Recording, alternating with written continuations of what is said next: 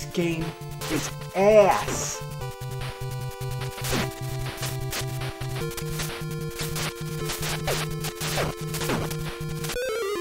Fuck. Fuck. Fuck. Fuck. Fuck.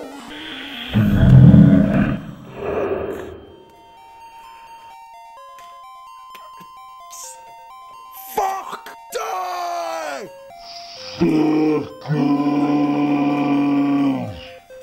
try to help me now, man? Well, let me be honest with you about this one. Ooh boy, I hate this game. I mean, it makes me want to kill myself. Now, the only comforting thing to know is that everybody seems to share my frustration. Karate Kid is a game that has haunted many of our childhoods. I mean, everybody has the same story. I love the movie, so I got the Nintendo game, and I couldn't stand it. Yet, I had to keep on playing it because I had to beat it. So, what is it about this game that's drawn so many unfortunate kids to turn into bitter adults, reminiscing on their angry childhood, screaming at the TV, throwing the controllers? I mean, anybody who has beaten this incredibly hard piece of shit will not have any sense of satisfaction, but rather regrets, because it is a complete waste of fucking time. I mean, it's like coming out of a brutal fight, being the winner, but achieving nothing for all your troubles, but some bloody bruises and broken bones. It's just not worth it. The biggest problem is that the control is so awkward. You have to press up to jump, which doesn't really help because you can only go straight up in the air. It gotta be like absolutely still. And if you touch an enemy, you fly in the opposite direction. You can't get close enough to really attack anybody. You die in every pit, and it's so easy to fall into them. So every time you get hit near a pit, you're basically dead. Level 1 is ridiculously easy. You just fight one-on-one and then you kick the shit out of everybody, and there you go, you win. You do it again and again. Now level 2 is where we get to the side-scrolling gameplay. It's almost a rip-off of Kung Fu, but much worse. Every once in a while there's these stupid bonus stages which are next to impossible. I mean, I think it's pretty safe to say that it would be easier to do this in real life. Now, when you get to level 3, there's a typhoon, so the wind keeps pushing you back. And if that's not enough, there's these twigs and birds flying through the air. Every possible projectile hurts you and makes you fly back, and there's pits everywhere. I hate this game, but why am I playing it? Well, that's the question everyone has asked themselves, and they all have the same reason. Because you're angry and you want to win. You want to beat the Nintendo, but the cold fact is that nobody cares but you. Then you get to level 4 and holy shit is it hard. You can't get near anybody to attack them, and they all have these long spears that make you fly back. You can sometimes hit people when you're walking uphill, but when you're going down, you can't really attack low enough to hit them. They're all basically just bullying up on you, and they just knock you all around, and there's nothing you can do. And guess what? That's the last level, and if you are expecting some big ending to be worth all your trouble, well, you're wrong. The only thing that happens at the end is that Mr. Miyagi winks. What a piece of shit. I mean, I guess they decided because the game's only 4 levels long, it better be the hardest 4 levels ever. Well, how about this? How about if I made a game where there's just this one cliff you have to jump over, and it's like nearly impossible, but if you do it, you win the game, and that's it. I mean, what the hell were they thinking with this piece of shit? What the hell? Now, if you're a serious Nintendo collector, do yourself a favor, don't get this game because it's not worth it. I mean, it's made many lives miserable. And, you know, if you see it on sale for $1, just stay away. Don't even touch it.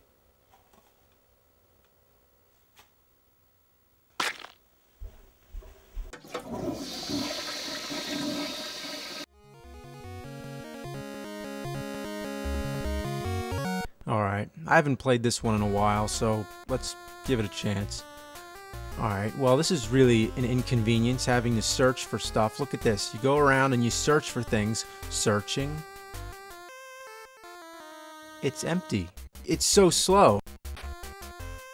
Now this is kind of fun though, you get to punch people. We're gonna beat up Roger Rabbit now. Yeah!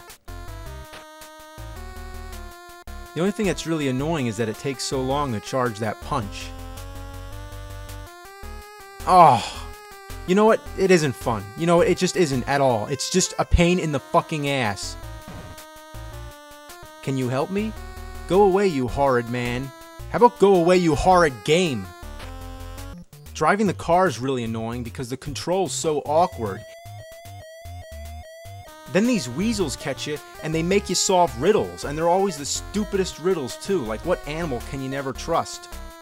A cheetah. And how is this cat gonna kill you? And look at this. This is the longest password ever. Would it have killed them to make this any shorter? It takes forever. Like, why should any game take like 10 minutes to type in the fucking password?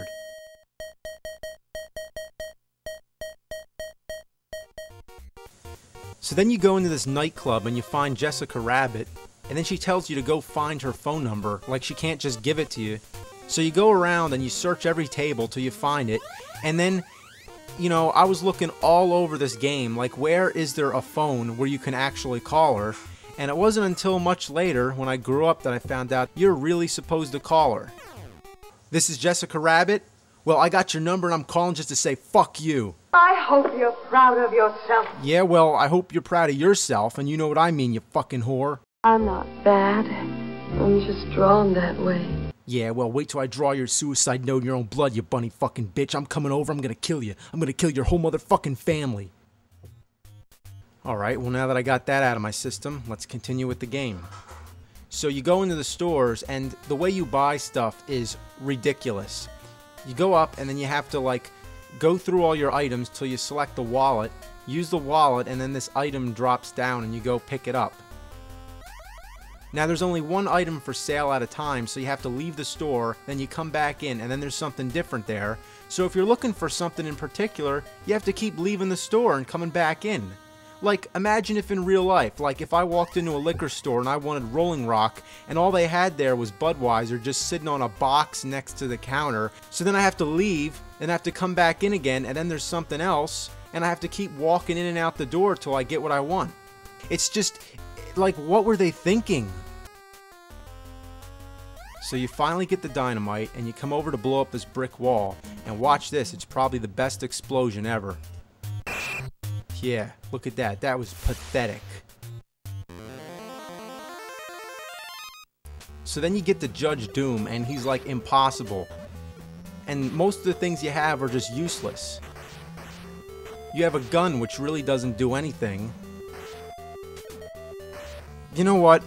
I'm not even gonna punish myself anymore with this piece of shit. Alright, the game sucks, end the story. I wanna nail Roger Rabbit to the fucking cross.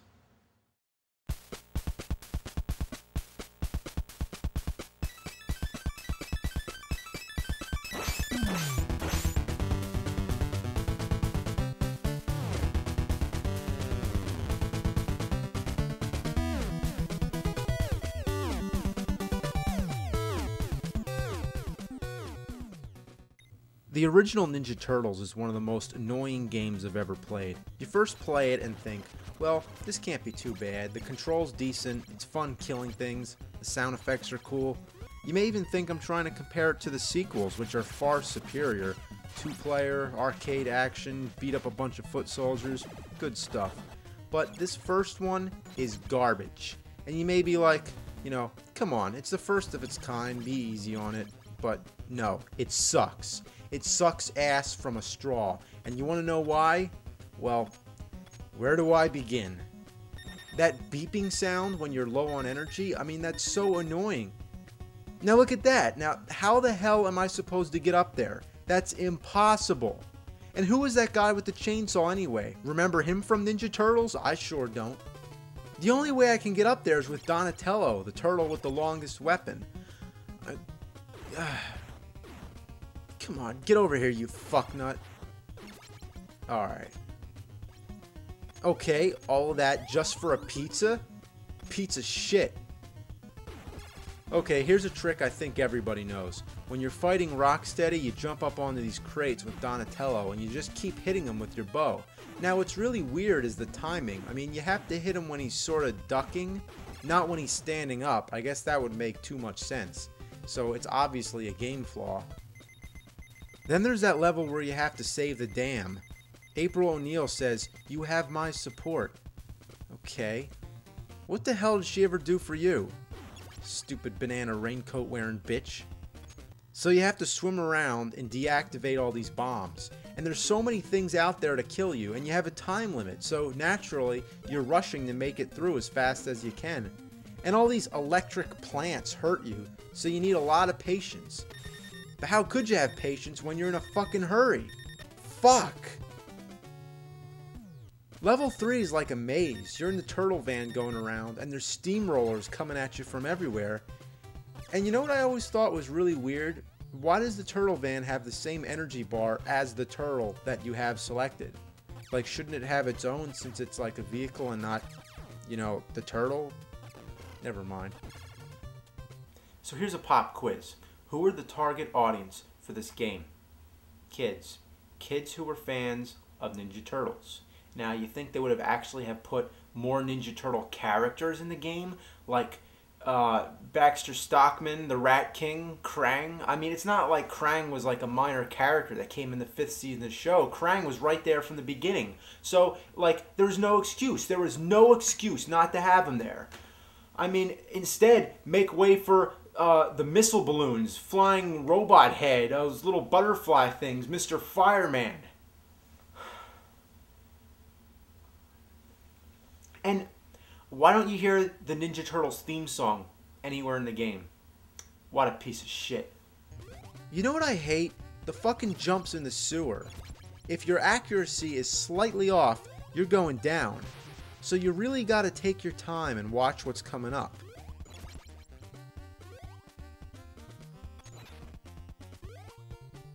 Oh, you son of a fuck. And you know what pisses me off? They're turtles, for fuck's sakes. They can't even swim? And look at this shit right here. These spike walls come at you like an Indiana Jones booby trap. And some game designer who's laughing their ass off just decided to put a pizza down there. Okay, well, what's the point? I mean, are you going to be suicidal enough to go and try to get that pizza? I mean, who's going to do that? It's impossible. What a joke. And speaking of hard to reach pizzas, look at this. Come on. Oh, you fuck rat. This is just a bunch of cockadookie. This is bullfuck. Jesus Christ almighty.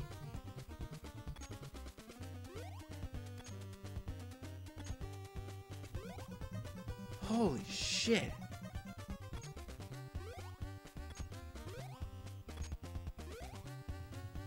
Fuck. Oh my god. Oh man. Why is this game so hard? It's for kids. Have mercy. And why does this jump have to be so close to the ceiling? Fuck this game. And you know what pisses me off? Every time you fall down, you have to walk through the entire room all over again. All the enemies come back, so you have to fight everybody all over again. Now, if you get the pizza doesn't come back. Only the bad guys. What a shitload of fuck. I mean, you can't even develop a strategy because the enemies keep changing. It's completely random. I can't get over this fucking jump. If only those 2 extra platforms weren't there, it wouldn't be a problem. God. Can I get up? Can I get up? No. God fucking damn it. Get the fuck up there. Get up there. Fuck. Whoa, dudes. This game's like a total bummer. What a joke. Fuck. Well, you can just walk over it?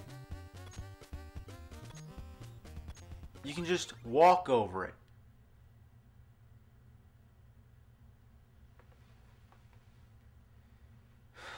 You are scum.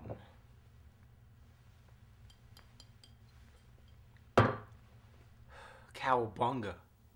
Cow, a fucking piece of dog shit. This game is diarrhea coming out of my dick. This game is as appealing as a fucking ooze-infested, dirty fucking sewer rat shit. I've had more fun playing with dog turds. Shredders my ass and splinters my balls. This game is an inside-out asshole regurgitating putrid anal fecal matter. I'd rather fucking yank all the hairs out of my scrotum. I'd rather drink diarrhea vomited out of a buffalo's anus. It sucking fucks, it fucking sucks, it fucking blows, it's a piece of shit. And I don't like it. This game is so bad, I really don't want to play it. But Darth Vader came from the planet Vulcan and said that he'll melt my brains if I don't, so I don't have a choice. The first thing I really admire is how well it followed the movie. And you gotta love that music.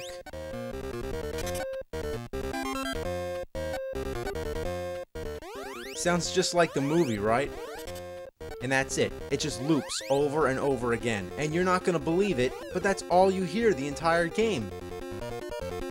Yep, from the title screen all the way to the end, the same fucking music. I'd rather have a fucking buffalo take a diarrhea dump in my ear than subject them to this horrendous garbage. Now about the gameplay, well, you're racing against the time limit, and you have to collect clocks to get more time. So that's pretty creative, isn't it? So you're walking through Hill Valley and every single thing you can imagine is out to kill you. Bullies, hula hoop girls, killer bees, and guys holding glass windows, just like in the movie. What happened here? Is this Hill Valley or is it hell? I never knew a hula hoop girl could be so deadly. Why does she want to kill Marty anyway? Not to mention it doesn't even look like Marty. Look at that black helmet head. Also, when did he ever wear that sleeveless black shirt? Oh look, I got a bowling ball. Remember that in the movie? Remember when Marty goes around throwing bowling balls at people? Whose idea was this? What were they thinking? Ah, the skateboard. Now that makes a lot more sense. But it's the most annoying thing in the game. Yeah, it makes you go faster, but you can't stop. You crash into everything, and it makes it a whole hell of a lot fucking harder. Jumping is useless. Try jumping over the bench, you'll never make it. So what's the point of having a jump button if it doesn't help at all? What are those guys doing with that window anyway? And why are those giant bees always coming out? Give me a break. And what the fuck is Marty doing when he gets killed? It looks like he's having some kind of seizure. I mean, I guess I'd have a seizure too if there were bees and hula hoop girls and all this weird shit coming at me. I mean, just leave me alone. I'm trying to collect clocks. I never got too far in this game, but after the walking stages are over, you go to the cafe, which by this time is a breath of fresh air to see something different and get a break from that horrible music. So you move up and down behind this counter throwing milkshakes at people, and if any of them touch the counter, you're done for. You think it would be easy to hit them, but it's not. Common sense would say if you stand in front of someone and throw something, it would hit them. You can't tell where to stand. Now if you actually have the patience to get through the cafe stage, guess what's next? More walking. You know what's the worst thing about this game? Is that it bears the name Back to the Future. A movie well worth putting more time and effort into making a decent game. And the movie came out in '85. The game, '89. There's no excuse. No fucking excuse. Just suddenly orders are passed. Quick, make a shitty game, name it after a big movie, and then just spit it into all the stores for all the kids to buy for 50 bucks. Yeah, 50 fucking bucks. There's no internet to look up reviews back then. It was just, you know, you buy a game and you hope for the best. And with Back to the Future, how could you go wrong? Oh yeah, you can fucking go wrong, alright. Like if I just shat into a bag and wrote Back to the Future on it, that would be the same as this awful piece of shit. It brings my piss to a boil. What a piece of shit. I'll never play it again either. It's my last time. I'd rather eat out the rotten asshole of a road-killed skunk than play this game ever again. And I'm dead serious too. And you know what's worse? You know what's What's really worse? Guess what? There's a sequel! Yes, it's true. Back to the Future 2 and 3. Two shitty games for the price of one. Let's check it out. Holy shit, look, the DeLorean. Now I remember that from the movie. Not so much the piranhas, the snails, the weird face, the running frog, the bouncy thing, the thing in the sewer that comes out and kills Marty, the little dinosaurs, the cloud that drops pellets, and whatever the fucking goddamn hell that is. And look at those. What are they?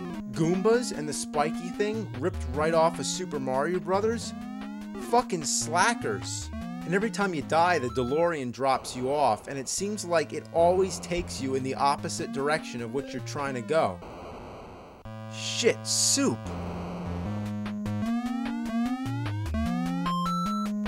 Oh god, don't let the blue bird get you. Ass! Get the key, get the key! Yeah, the hoverboard. Cool, a bonus stage. Wow. Fuck this. I wish I could go back in time to prevent this game from being made. Unfortunately, I need to build a flux capacitor, and I also need some plutonium to generate the 1.21 gigawatts of electricity, so it's out of the question. So, let's end on a positive note. There's got to be one good thing about this game, and I know what it is. It fits in a toaster.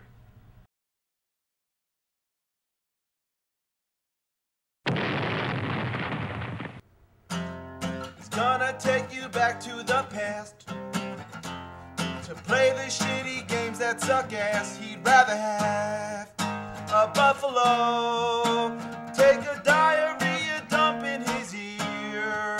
He'd rather eat the rotten asshole of a roadkill skunk and down it with beer. He's the angriest gamer you've ever heard. He's the angry Nintendo nerd. He's the angry Nintendo nerd. McKids is nothing more than an advertising vehicle, much like games such as Yo Noid and 7-Eleven Spot. Now, some people out there may actually like this game, and to be fair, it isn't one of the worst games in the NES library. There are definitely much crappier games, such as Bugs Bunny's Birthday Blowout and Silver Surfer, for example. So anyway, let's check out McKids. So there's Ronald with his magic bag of hallucinogenic drugs. I always thought that clown was one scary motherfucker. The Hamburglar stole his bag, apparently. Alright, this is the first level. Now, does it look familiar? So where have I seen this before? Jumping around collecting M's?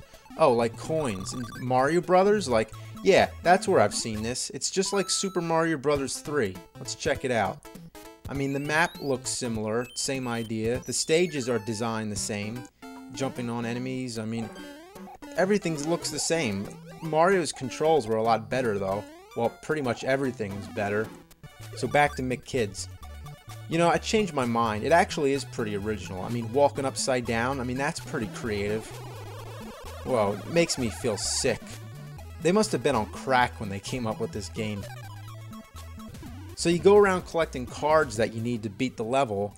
So there you go, into Ronald's magic zipper, running around through Magic McDonald World. God, that really makes me nauseous. And don't try to kill anything with those blocks. That it really doesn't work too well. Collect some more useless M's that don't do anything. Alright, here's a shitty bonus game. You jump on these arrows that make you go up. And you gotta jump on the white ones until you get to the top. And then when you get to the top, you go into another zipper and you collect some 1-ups, which aren't really that important because there's a part where you can get a whole bunch of them. Then you go to Birdie's stage. Stupid feathered fucking bird bitch. Cute smiley face. You know what's a big problem with this game? I mean, you never know what's below you. You just fall and die. Fuck balls. This game's so bad, they actually invented a way to end it by pushing start and select at the same time. So you get this block, which makes you heavier, so you can jump higher, well, lower, really. And now you have another 1-up that you don't need, so that's just a waste of time. Oh, and look, I died anyway, so what a waste. Oh god, look, a McFlurry man. Those guys are badass. So how do I get that card? Oh, every kid knows how to do this. Just get the secret passageway under the clouds. Yeah, that's easy to figure out. Kids will have the patience to figure that out, because, you know, kids have a lot of patience. Especially the ones with ADD, such as myself. Then you go to Grimace's board. Here's Grimace, that big purple fuck. Look at his house. It looks like Barney the dinosaur's testicle. Okay, so here's the part where you can get 1,000,000,000 1-ups. So you just get 2 1-ups here, and then you go back into the board again. You die here, but you always get 1 extra. So if you have an hour to waste, then there you go. Have fun. You're completely wasting your time anyway if you're playing this game, as I am, let alone make a fucking video about it. And some people like to call 1-ups extra guys or free mans. I like to call them life insurance.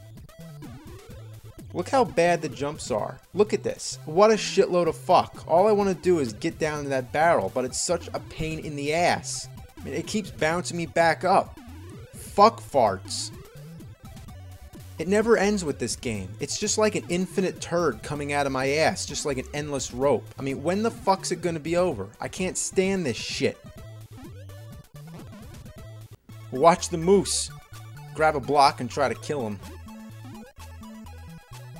Unfortunately, it just bounces and misses him. Now look at this. Would you ever guess that you're supposed to jump off this cliff?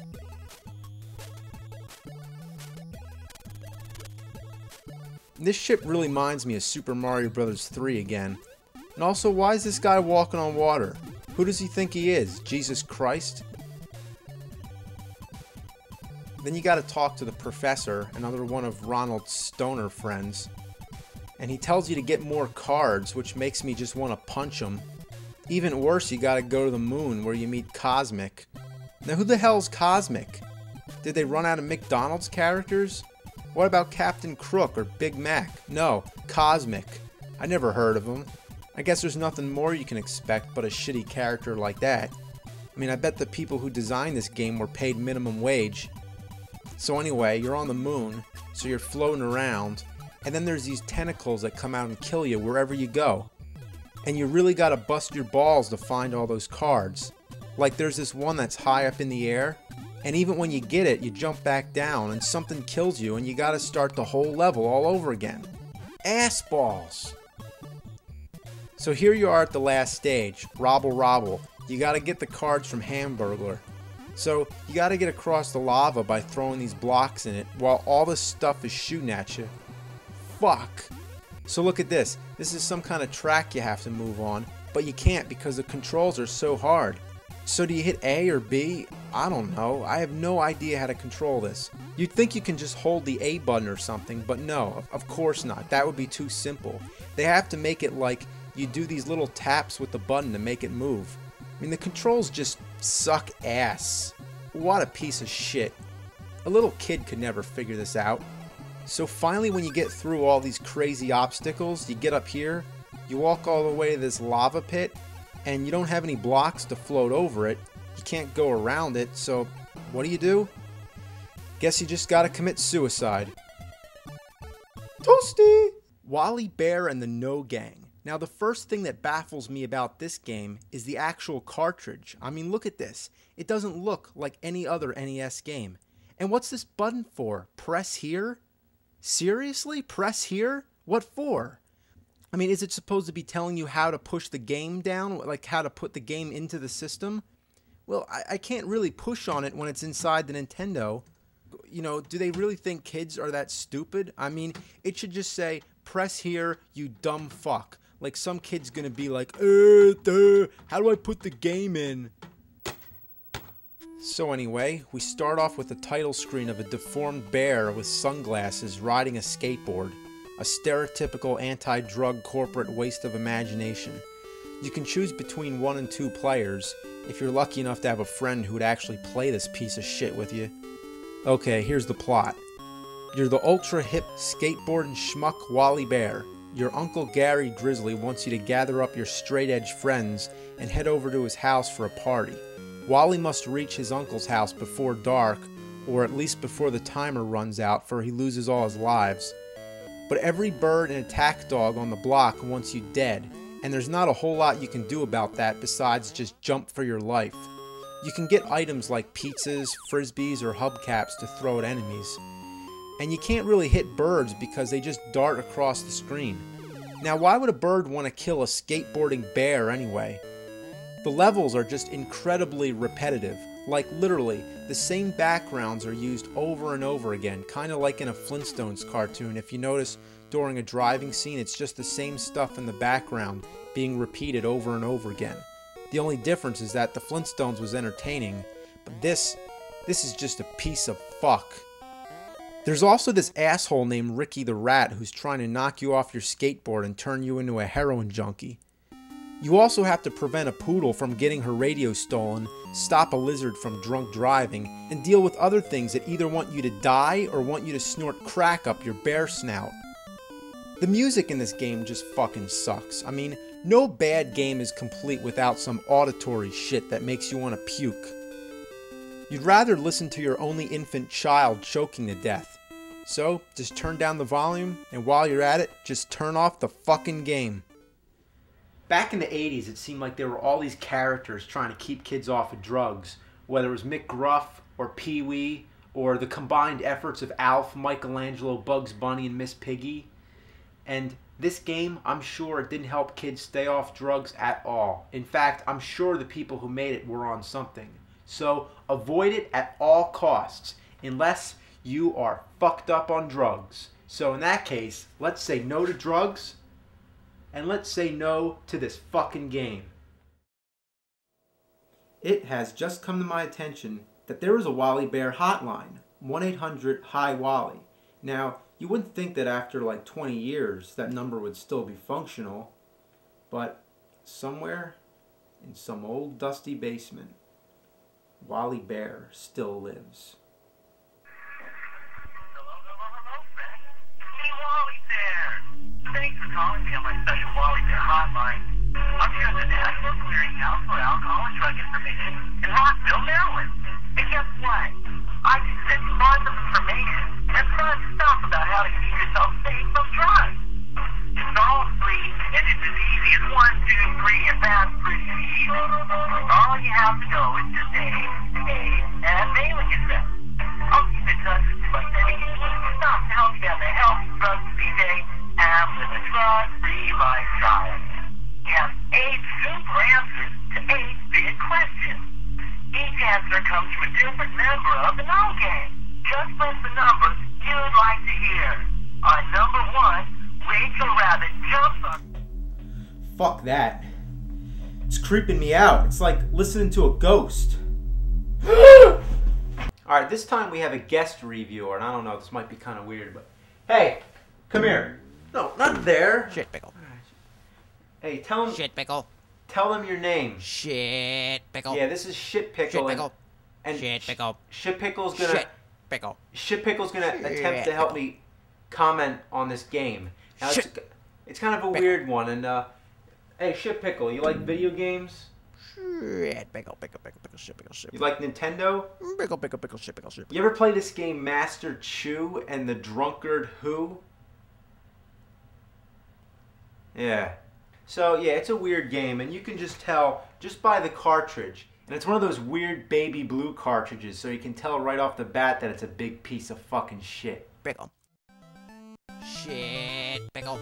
Pickle, pickle, pickle, shit pickle, shit pickle. Shit pickle.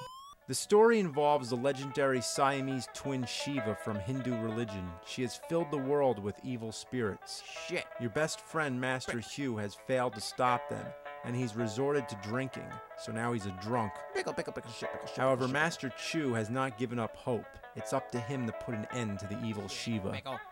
Sounds pretty shitty. What do you say, Shit Pickle? Shit pickle. Yeah. There's really only one reason to buy this game, and that's to be able to say, I own Master Chu and the Drunkard Hu, so people can awkwardly stare at you. Shit, pickle, shit, pickle, shit, pickle, shit, pickle, Your shit. objective each round is to locate all the yin and yang symbols in order to fight the boss. Shit, pickle. You can shoot energy out of your hand, and you can upgrade to 2 shots of energy at the same time. You want to try Shit Pickle? Pickle, pickle, pickle, shit, pickle, shit, pickle, shit, pickle. Shit, pickle, shit, pickle, shit, pickle, shit, pickle, shit, pickle. So what do you think? Shit. Exactly. Instead of pressing A or B to jump, like in most games, you have to press up, sort of like in the Karate Kid. Shit. And maybe the control's so shitty because the programmers were trying to make Chu seem drunk. Or they were drunk themselves. Shit, pickle. There's endless waves of spiders, snakes, and other unnameable things that come after you. Shit, pickle, shit, pickle, shit, pickle, shit, pickle. What are you talking about? The graphics? Shit, pickle. Oh, yeah, absolutely. Pickle, pickle, pickle, shit, pickle, shit, pickle. The best effect in this game is that when standing still, Chu's clothes wave around in the wind. Now let's talk about the sound. It sucks. Shit, And it's the pickle. same for every stage, just stereotypical Chinese music playing over and over in a loop. Shit, pickle. So after you beat the first level, the rest of the game is just the same repetitive thing over and over again. I mean, it's more fun taking a shit. Shit. Each board you collect 8 yin yang symbols, you fight the boss, and then you get the key. And by the way, the key in this game is called the Flaming Key of Freedom. Flaming, huh? Pickle, pickle, pickle. Kind of like the Flame Whip in Simon's Quest. Pickle, pickle. The boss fights aren't even challenging because all you have to do is stand on the platform until they turn their back, then you drop down, land a few hits, and then you repeat. Shit, pickle. For the last boss in the game, Shiva, I was expecting something a little better. I don't know why, but all you get is this weird statue. And why the fuck is it green? I mean, could they have picked another putrid color but green? Shit, pickle. So after you beat the boss, you get to see the best ending in video game history.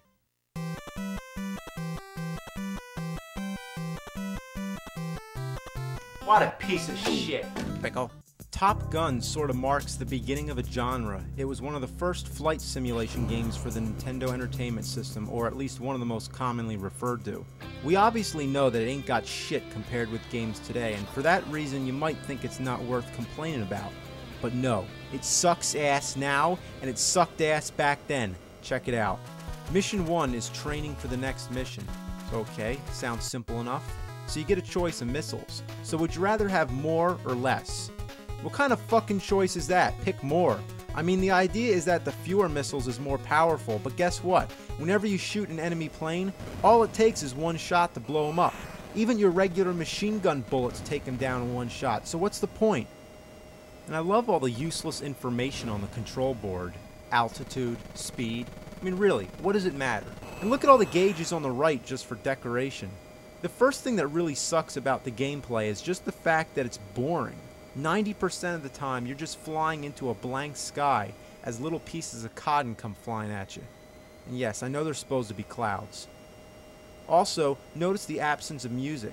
I know the developers were trying to make something new, to make it realistic, but what we get is a game that makes you feel like you're in this blank, mindless void. Like, if purgatory exists, this is what it is. Top Gun for the NES.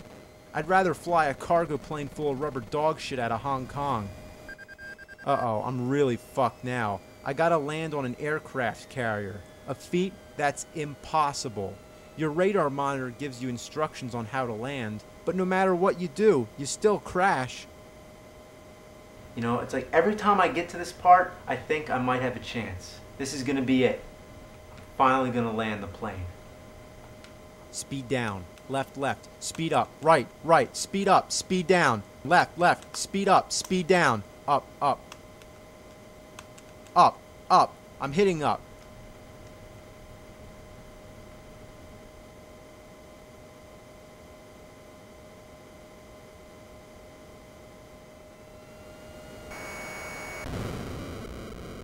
Ass! Fuck!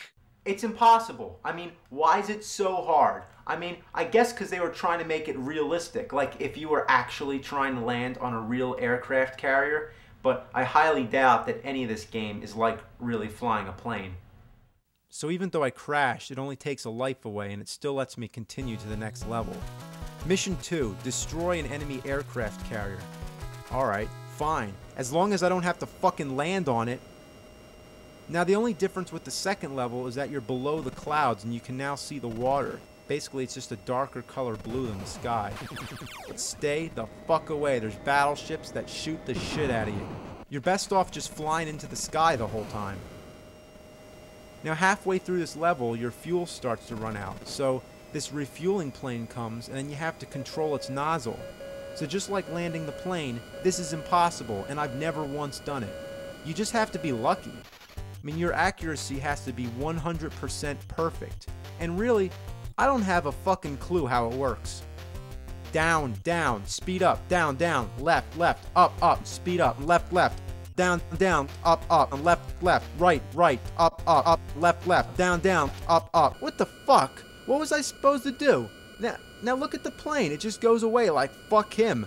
I mean, they just leave you out here to die. At this point, it should just say game over, but instead it allows you to play for a little longer, which is pointless. You're done for.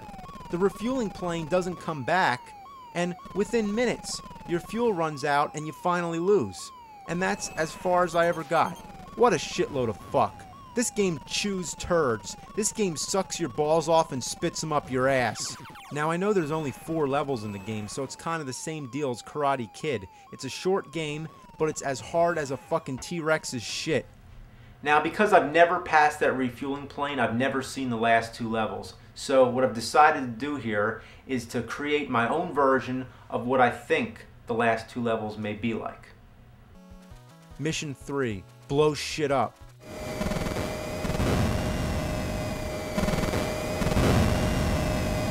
Mission 4, vent your anger and destroy the TV.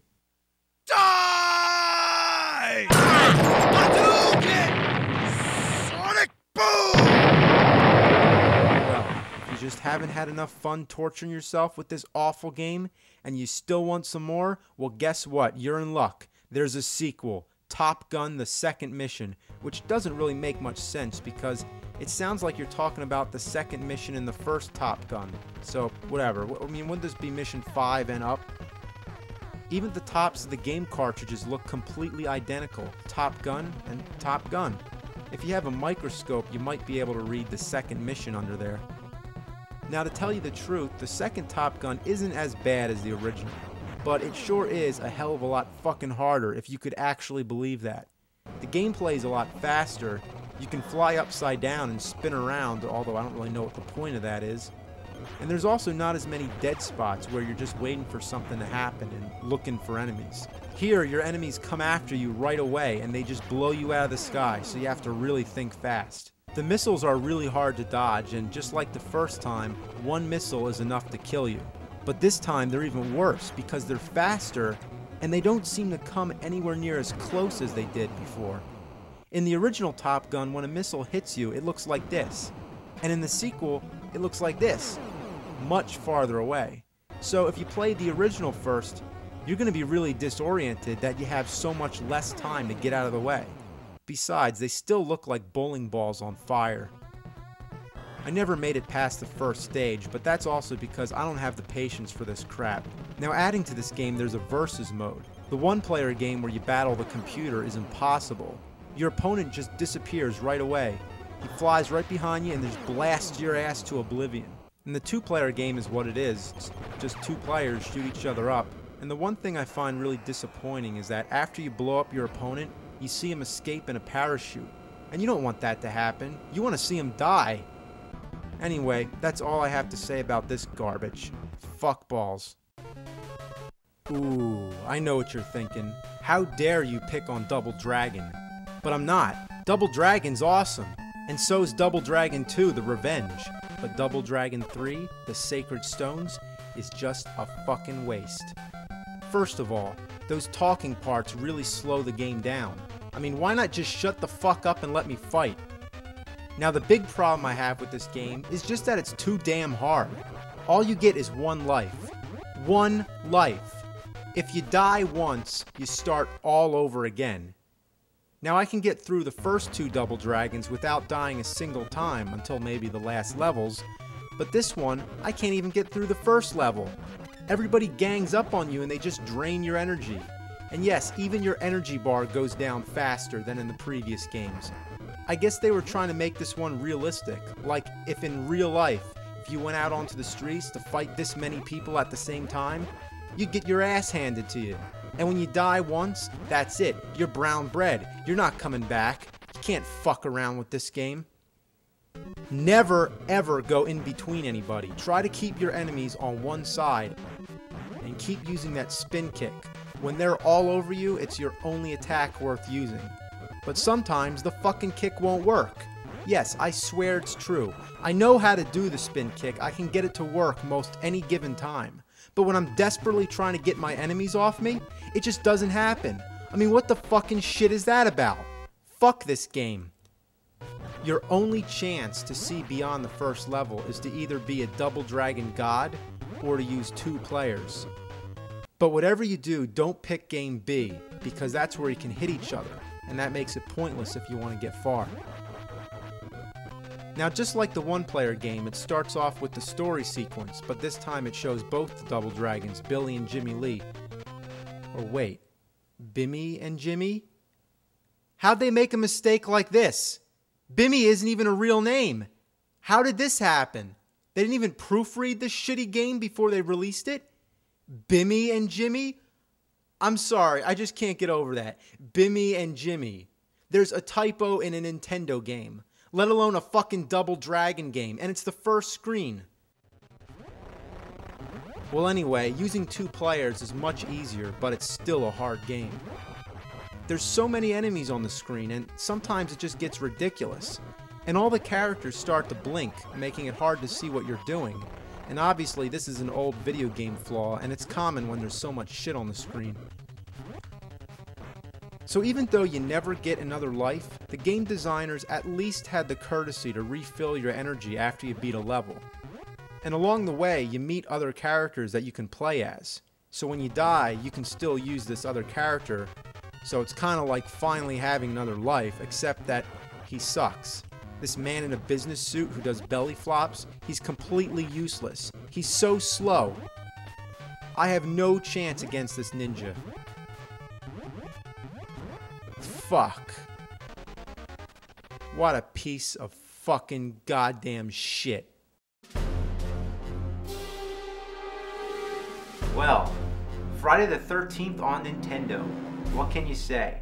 The knife going into the eye in the beginning right away should be an indication of how cool it is. This game is infamous for being great, right? I mean, everybody loves this game because it's awesome. I mean, the concept is just brilliant. Adapting a series of R-rated slasher movies for all the kiddies to play? Great idea. There's 6 camp counselors you can play as, whether they're characters from the movie or not. I don't care because it's a good game. Going around throwing rocks at zombies, collecting lighters, running around trying to find fireplaces to light. What more could you ask for? Oh, and every great game has a map screen, and being that the game is mostly side-scrolling, you can't tell which direction you're supposed to be going. But that's cool. It's cool. It makes it more challenging. I like that. Like when you're walking left, but you're really heading to the right on the map. I love figuring that shit out. I love it. It's just great.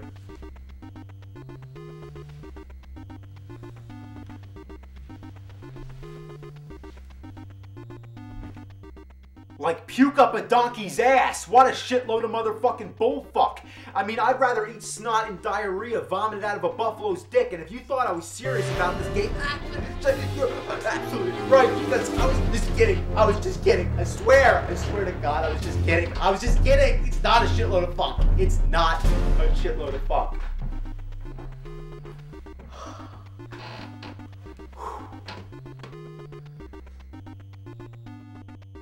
Love this game. Love the way the stones keep missing the zombies because they go in this nice arc that flies over them. Fantastic. Gotta get the knife. It's mandatory. Hear that sound? That's the Jason alarm. When you hear that, you have to switch to the map screen and see which cabin's blinking. You see right there? That's where I am. And over there, that blinking cabin way over there, that's where I'm supposed to go to fight Jason. and I have a time limit, so I need to get all the way over there as fast as I can, or else Jason kills one of the camp counselors. So, which way do I walk? I guess left, because it's left on the map. Sounds self-explanatory. So, here I am, just following the yellow brick road. Oh, fuck. Look at the map. I've just been walking in the wrong fucking direction. What a wonderful game. The bare basics of left and right do not apply. And that's why this game is so great, because it's free from all logic. Logic is for pussies. So, I finally get to the cabin, I walk in, and the mannequin counselor says, "Thank you. Thanks for walking into the cabin. I didn't fight Jason yet, but you're welcome." He's around somewhere. Oh yeah, he's coming. Uh-oh, he's coming. Whoa! Well, he scared the shit out of me, and now he's fighting me like in Mike Tyson's Punch-Out.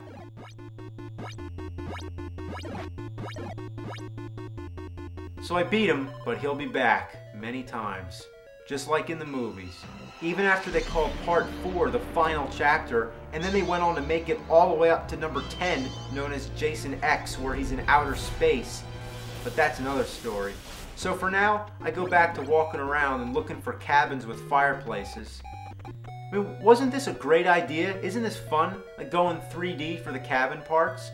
I love how smooth the camera angles are. The overall design, the AstroTurf floors, just ingenious. And the control's so fluent, you just might have to tap the D-pad twice to get it to move. Isn't this fun? I just love trying to find the door because there's nothing in here, and now I just want to get the fuck out. Just want to get the fuck out. Get the fuck out.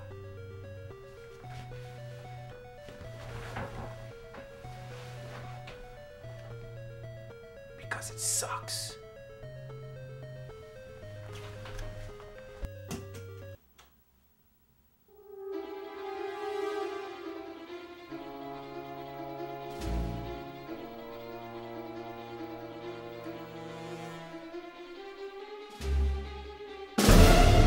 Shit.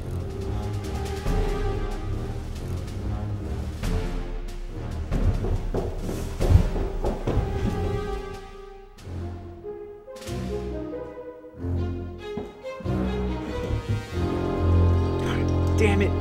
God damn it. Open, you piece of shit. Son of a fuck. Oh, shit. Don't kill me.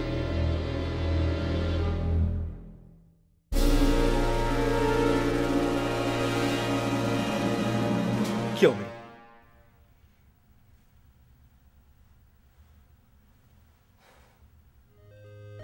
So I'm walking around, looking for fireplaces, answering to the Jason alarm every once in a while. And along the way, I continue to collect lighters, keys, weird bottles, and because that rock is as useless as a wad of paper, upgrading to the knife is essential. I go into a cabin and right away there's another mannequin camp counselor. I love how they have no face. It's real creative. I love all those options on the right, most of which could be condensed into just the simple use of the A button. But this game just overcomplicates things because it's so good. So let's try change. Alright, we switch camp counselors. So now my character's slower, I don't have any of my items anymore, and I'm back to using the fucking rock again. That really accomplished a lot. The day to night transitions are nice and smooth. I mean, seriously, it's a big improvement over Simon's Quest, where a fucking box appears and it interrupts the gameplay. No need for it, but Friday the 13th doesn't have that problem, proving that day to night transitions can work when done right. Jason comes out every once in a while to scare the shit out of you, and he looks really good in purple, doesn't he? That's a good color for him. Knowing that Jason couldn't have been the only enemy in the game, it's interesting to see the use of zombies, birds, and even wolves to add to the mix. Even Jason's mom makes an appearance. And you know what she reminds me of? Those annoying fucking Medusas from Simon's Quest. Or wait, I'm talking about Castlevania 3. What, I hate that game too? Well, anyway, let's get back to Friday the 13th. So, I'm dead. So once all 6 of your camp counselors are gone, the game's over. That's ingenious. That's the best game over screen I ever saw. For real, I'm actually being dead serious. Dead fucking serious. That's brilliant, right? You and your friends are dead. Game over. It's priceless. Like, I can't believe it. Isn't that a mean thing to say to kids? Nobody ever dies in Nintendo. They're either defeated or they turn into an item and like float away. But here comes a game like Friday the 13th that just cuts the bullshit, shows some balls, comes flat out and says, you're fucking dead. And your friends too. Beautiful. And what if there was a sequel? It would have to say something even worse. Like, I got it. I got a good idea what it should say. It should say, you're dead, your friends are dead, your family's dead, your fucking pets are being skinned alive, your mom's a fucking whore, you suck at life, the whole world hates you, you're going to hell, live with it. Game over. So, that's it.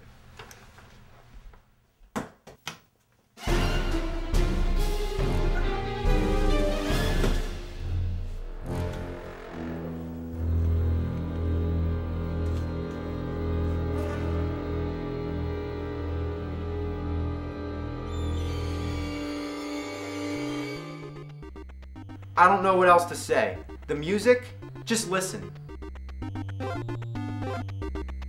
It's fucking great. And even better, it loops over and over so you get to hear the same thing constantly. Just wonderful. I love those scary, faceless kids in the cabin. Makes me have nightmares. As if the map screen isn't confusing enough, when you go into the cave or the woods, you have no idea where you are. When you stand on a path, you press up and then the screen changes. You have no idea where you are because the graphics are so repetitive. Every goddamn screen looks the same. I can't tell where I am or where I'm going with this shit. And the cabins? Just fucking horrible. I can't find the fucking fireplaces. I get lost once I'm inside. I can't even just simply turn around and see the door. The control's so fucking awkward. I'd rather play Doom on Atari. I'd rather play Halo on a Tiger Electronic wrist game. I'd rather drown in diarrhea. I'd rather fucking eat my fucking balls off and puke them up my fucking ass. I'd rather piss a cactus out of my dick. The music is fucking worse than life itself, and I turn the volume down except for the fact that I have to hear the Jason alarm. It's all just a test of patience, and it can kiss my fucking asshole.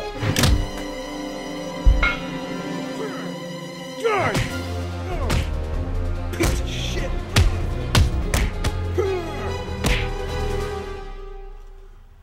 You're easier to beat in real life than you are in that fucking game, you no good piece of... This game is fucking horrible!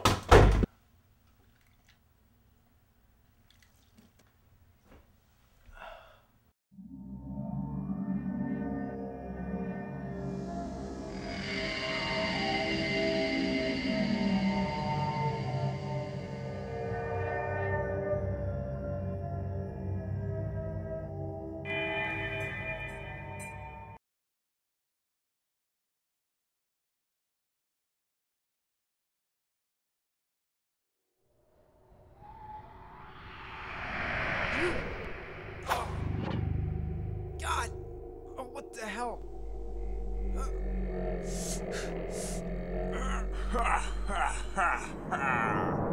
No. No! You like Nintendo? Uh-huh. You like to play shitty games? No. You fucking nerd. You wanna play some Dr. Jekyll No! and Mr. Hyde? No! No! Or you wanna play my game, bitch? Ha ha ha! This game's horrible. This game is my fucking nightmare. It's a frustrating, incoherent pile of vomited shit. Even the first screen is kind of weird because it shows Freddy without his glove, but his knives are still coming out of the fingers. Now, I think I might actually have an explanation for this. In the movie Nightmare Part 2, Nah, they just fucked up. So you play as some dude who has some serious balls because he punches snakes right in the fucking face. And you don't have to anyway, you just jump over them all. So this guy has the worst luck ever because rocks randomly fall out of the sky and flocks of vampire bats come after him. Even though it may appear to be a typical side-scroller, it isn't at all. There's nothing self-explanatory or even fun about this diarrhea mess. I can't figure out where I'm supposed to go. Some of the doors are closed and some of them are open, but it hardly seems to matter because usually there's only one on the entire street that you can go inside. Whether it's open or shut, it seems completely fucking random. Ha! Figure that out! So you go inside one of the houses, and guess what? It's crawling with ginormous spiders. So what do? You give them a taste of your fist. Punch them. Smack them around. Assholes. Goddamn fucking spiders. Eat my ass, you fucking bitches. Show me you're a man. Punch those spiders. Spiders! Punch them! Snakes! You want some too? So I get to this little square door on the floor, and I can't go down. The arrow says down, which probably means that's where I'm supposed to go, but I can't. It's not till later I find out I'm supposed to collect all the bones in this room first. When I first started playing this, I had no clue what they were for, but now I realize you have to get the bones because that's the point of the game. And if you can't find every single last one of them, you can't leave the room. And some of them are practically invisible. They blend in with the background because the graphics just suck. Oh yeah! Play that shitty game! The plot of this game is that you're trying to collect all of Freddy's bones so you can destroy them in a furnace. Confused? Well, Freddy's dead, and now his bones are somehow scattered all around every house on Elm Street. Meanwhile, Freddy's entering your dreams, just like in the movies, and he can only be stopped when his final remains no longer exist. Damn, Freddy's got a lot of fucking bones. And they all look exactly the same. Classic cartoon dog bone. You know, come to think of it, the plot's kind of like Simon's Quest. Why would Simon want to go around collecting pieces of Dracula? He was killed the first time. Just leave him alone. Imagine if Batman killed the Joker and then he scattered his pieces all over the fucking city and then went around collecting them all. What a bunch of fucking shit. In fact, the gameplay in Nightmare on Elm Street itself is a lot like Simon's Quest. It has that strange presence to it, where you slip in and out of day to night. In this case, it's a dream world and a awake world. It's got that non-linear quality to it where you're always confused, trying to figure out where the fuck to go. Ah, taste the major suckage, you fucking nerd! So at the end of each house, some weird incarnation of Freddy appears. In this part, it's Freddy's hand on a bunch of balls.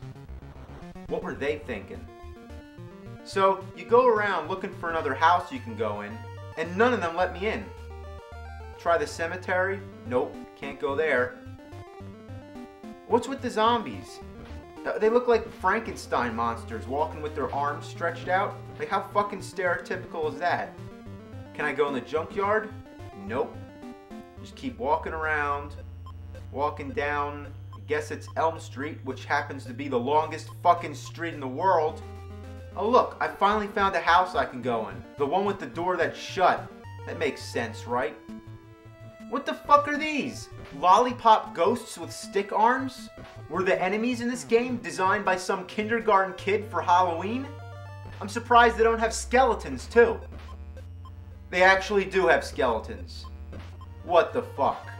Could the villains be any more stock?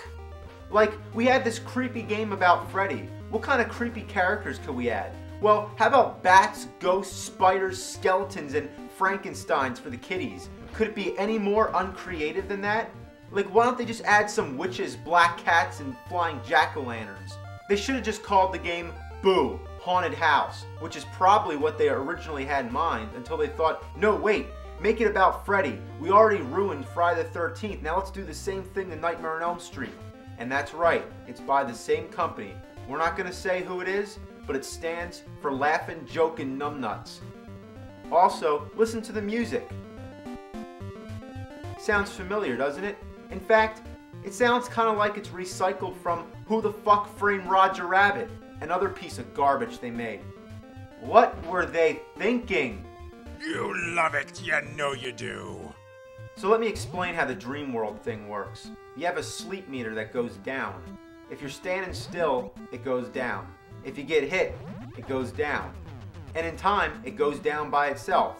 So anything you do or don't do, the sleep meter goes down. Ain't that a bitch? And once it's down all the way, you go to sleep. Unless you didn't already fall asleep playing this fucking game.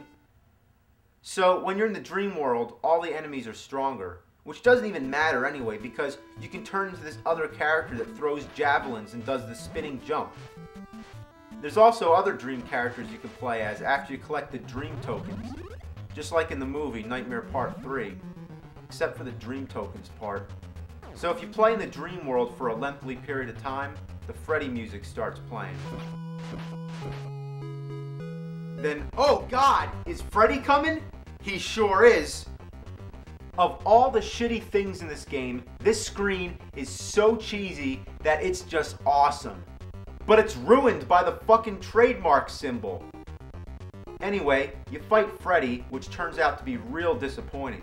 It's just a simple flat room and he walks back and forth, swatting at the air like he's blind.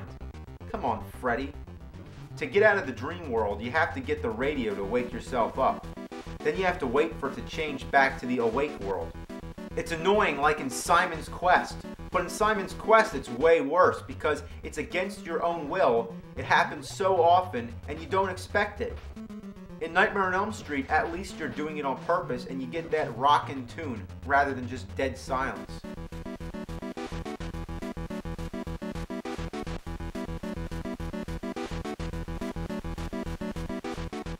But now, I'm using my fists again. Give me the javelin back. I want to go back to sleep. You actually have weapons in the dream world, so what's the point? You know what's really weird? That this game was actually capable of a 4-player mode using an accessory that allowed 4 controllers to be connected to your Nintendo Entertainment System. Now, I can't imagine having 4 people playing this game. Who's going to want to play this piece of shit? I'm lucky if I can get one other person. I have a better chance of cloning myself. So This is fucking shit. It's so sucking shit. This game is horrible. Fuck So diarrhea. Fuck Ass sucks balls. shit. It's balls. What a piece What a of shit. shitload of fuck. What a piece Hey, of wait, fucking wait, shit. wait. I just cloned myself. I'm in a dream. I can do whatever I want. So why don't we all just stop playing this fucking game? Yeah. So the hell with that shit. Yeah. The hell with that damn shit.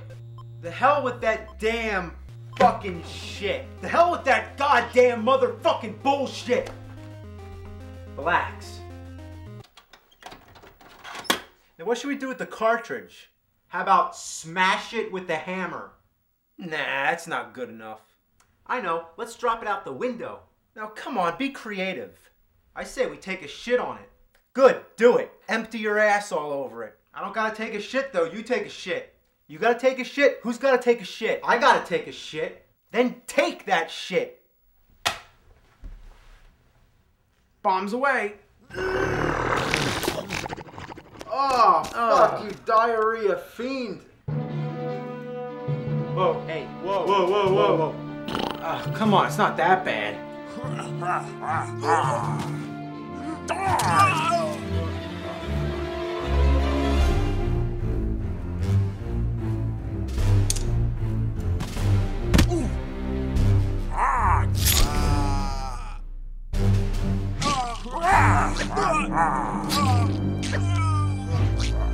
Front door. Closet. Front door. Closet.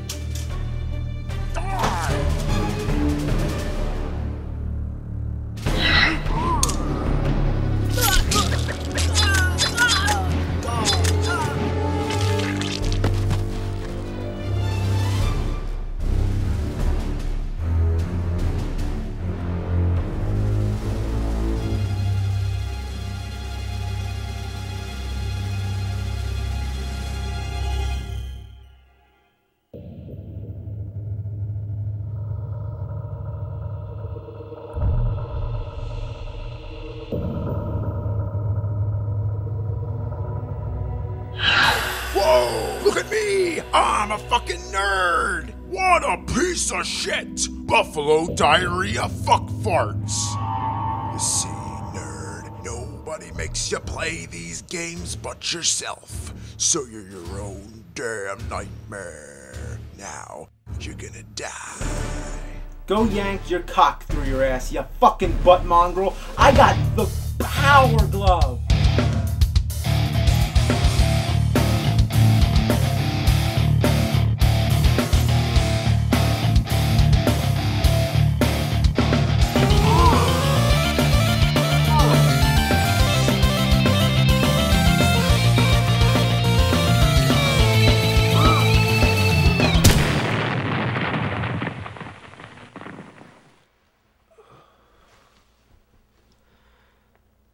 That was a weird dream.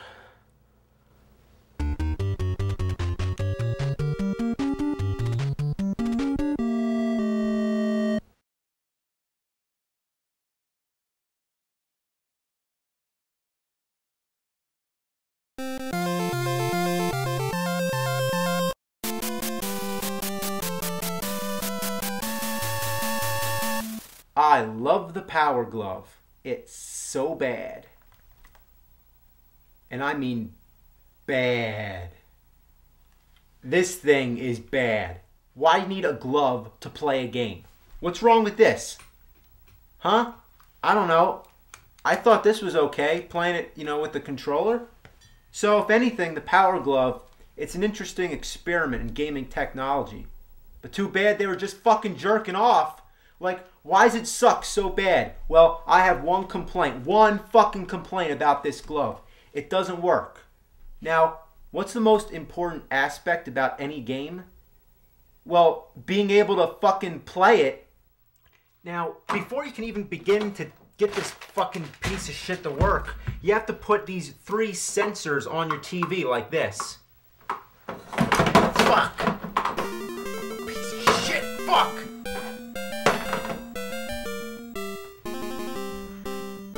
Now, if you own the Power Glove, you're going to need to know what the program codes are. Yes, that's right. You have to put in a different code for each game that you play. So go on the internet, get a whole bunch of fucking codes for all the fucking games, and whenever you're playing a fucking game, you got to punch in the code. Fuck.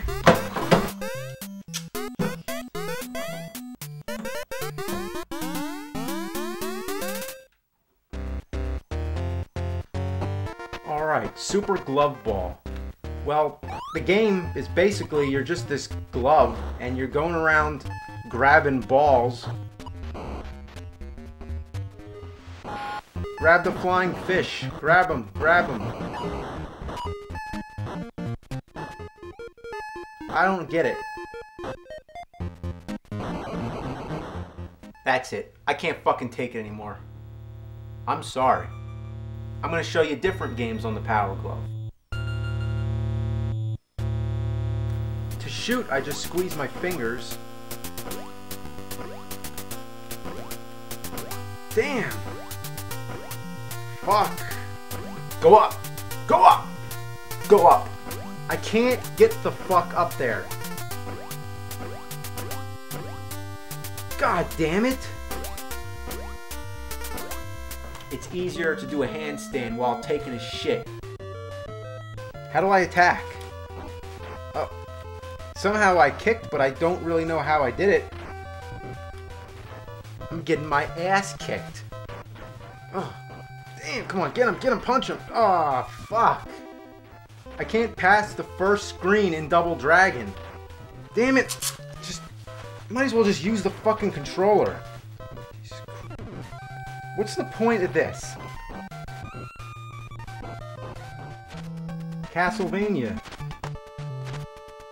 Twitching my finger like this, I swing the whip. Come on. Oh yeah, there we go. How do I jump?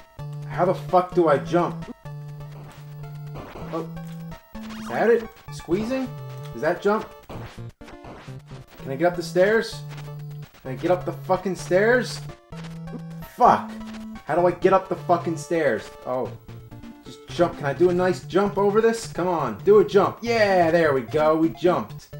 It's awesome. It's really exciting when you actually get something to work. Come on, go down. There we go. No, don't go that way. Go this way. You asshole. Come on. Come on, go down. Don't go up the steps. Go down the steps. Don't go up the steps. Go down. Don't go up the fucking steps. Go down, you... Oh, how the fuck am I going up there again? Come on. Oh, Jesus.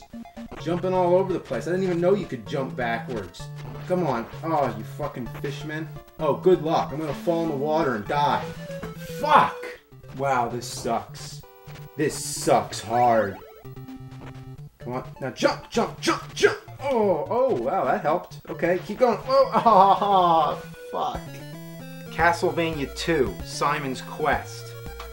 There's only one way to do this game with the Power Glove.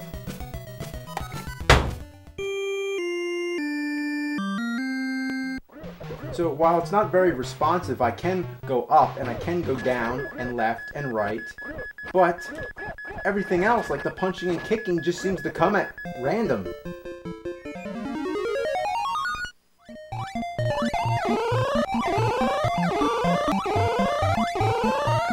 Trying to pop the bubbles, good luck. Sucks monkey fuck. Sucks monkey fuck. Down. Go down. Come on, down. Down. Go the fuck down. Down. Go down. Left. Go back. Come on, go back. Go left. Go left. I can't shoot anybody over there. Go back. Go up. Up. Oh, Jesus. Come. Oh, can. Ah, fuck. Go. Damn it. Fuck a doodle shit. This battle will make your blood boil. Good luck. Good luck is right. I'm using the fucking Power Glove. I can't even line myself up to shoot this fucking tank up here. Go up. Shoot the tank. Damn it. Shoot the tank. Shoot the tank. I think I got it. I can't get around the rock. God damn it. Move. Up. Left. Left. Come on. Left. Left. You can go left. Come on. Up. Left. Up. I can't even get around the trees. Oh yeah, there we go. There we go. Oh yeah, we're moving on. We're moving on. Okay. Oh god, no shit. One of the big problems is that I can't either stop jumping or stop ducking. Alright, well, do I want to really bother to talk to him? Nah, not really. No, I don't. Come on, I'm serious. I don't want to talk to you. Go. Leave the fucking cabin or house or whatever the fuck it is. Come on, keep walking. Oh, there we go. I didn't really mean to go in there. Alright, leave. Alright, leave the house. Go left. Go left. Come on. Go left. Oh, I'm in the house again. I don't want to... Fuck. Get the fuck out of the house. Get up. Go away. Alright, left. Cool, there we go. Oh, Jesus Christ. Why am I shooting the sword? Alright. Here we go. We got this, man. We got this by the ass.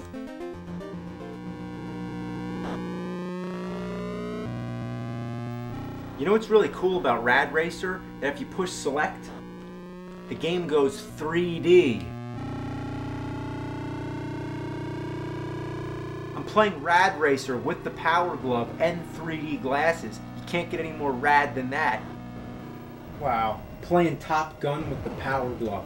It's like puking on a pile of shit. Oh my god, what the fuck am I doing? I'm trying to land the plane in Top Gun with the Power Glove. I can't even land it with the regular controller.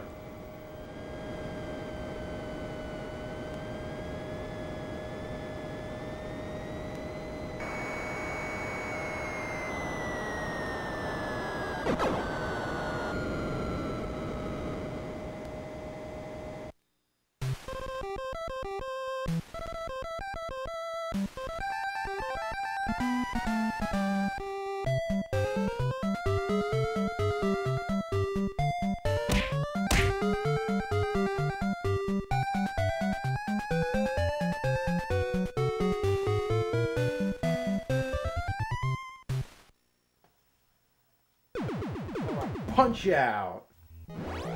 Alright, well I don't know how to fucking dodge. That's really a problem. Punching seems to work somewhat.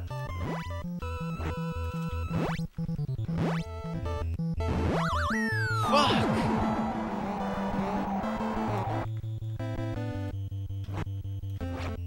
Oh, goddamn. Oh, shit. I lost to Glass Joe. I lost to Glass Joe.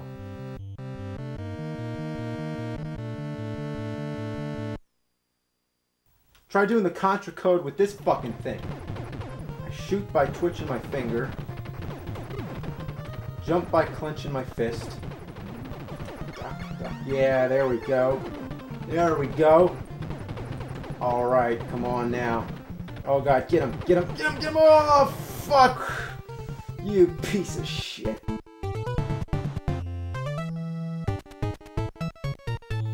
If you want to bring a totally new element of challenge to your Nintendo games, try the Power Glove, because it sure makes everything a lot harder. It's just a barely functional contraption designed to rip off little kids. It's the biggest scam since the Atari 5200 controller.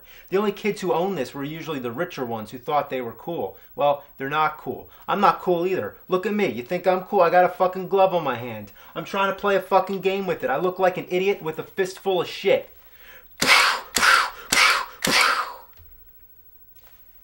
Well, hey, let's end with the classic Super Mario Brothers. Alright, Mario, you don't have to keep jumping. At least you made it over the Goomba. You were lucky, you fuck. Alright, what? Come on, I can't get up on the pipe? I'm not even doing anything. I'm touching the fucking floor right now. I am touching the floor. And I can't get him to stop jumping. Get over the pipe, you fucking asshole. Oh, I can't get over the pipe. Oh, this is... Oh, yeah. Oh, fuck. Come back. Come on. Oh, yeah. Oh, no. Go. Come on. Oh, shit. Oh, you fuck. Now you're playing with power.